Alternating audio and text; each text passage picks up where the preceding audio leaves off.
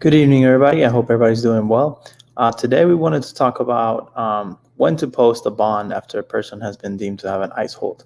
I think that's a question that it gets asked often, and unfortunately, the advice is not necessarily consistent throughout the legal community because it just depends on a lot of factors.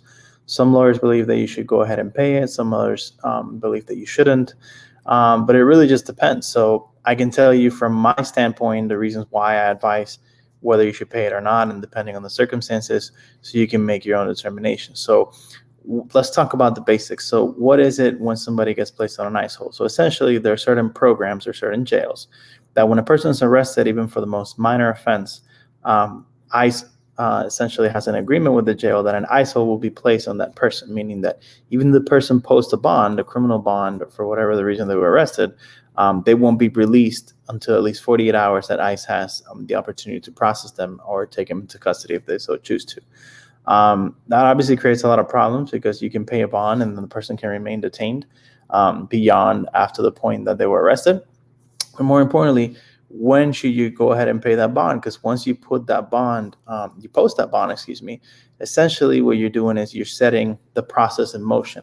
So if you don't pay a bond, the person can remain in custody until the case is resolved. So sometimes it doesn't make sense for a minor traffic offense for a person to be there for weeks, days, whatever the situation may be, because of an ICE hold. So you may want to consider paying bonds in circumstances where the person has no prior immigration history, it's just a minor traffic offense or a no license offense, the person's eligible for relief, things like that you should look into, and just making sure you understand the case fully before you post that bond.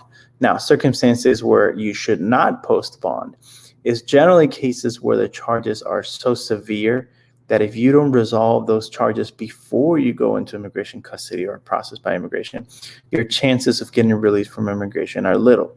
For example, if someone has a really good case where a family petition has been started on their behalf and they have the opportunity to adjust status or basically get their green card through a spouse or an immediate family member that can petition for them, but then they're charged with domestic violence, unless that case is properly resolved, it's sort of a long shot that that person will get released by ICE or that that person will get bond before an immigration judge. Therefore, you may want to then make sure you hire a criminal lawyer or a criminal/immigration lawyer, somebody that does both types of cases, so they can resolve that case favorably before that person then is transferred to immigration.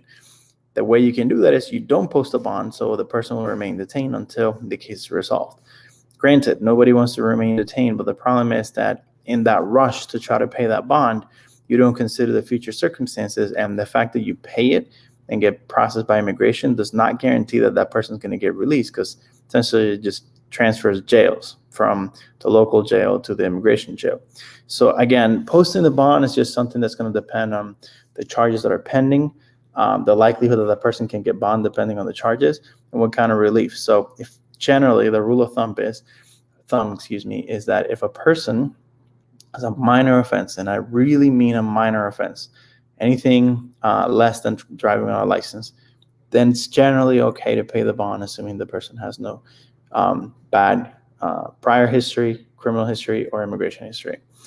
Generally, if the person has a more serious charge pending, then at that point it's best to make sure that you seek advice of counsel so that you can really determine if it makes sense to go ahead and pay that bond, or if you just hold off, try to resolve the case, and make sure that you do it in a way that essentially you have an opportunity to get any kind of release by immigration. Okay, so again, it just depends on the circumstances. Every single case is different.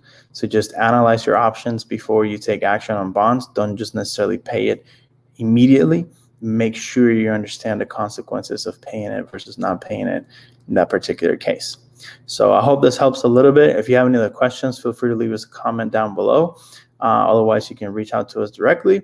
But yeah, that's pretty much the only thing we wanted to make sure we address with you guys tonight. I hope you have a great evening and a great first week of the year. Have a great evening, guys.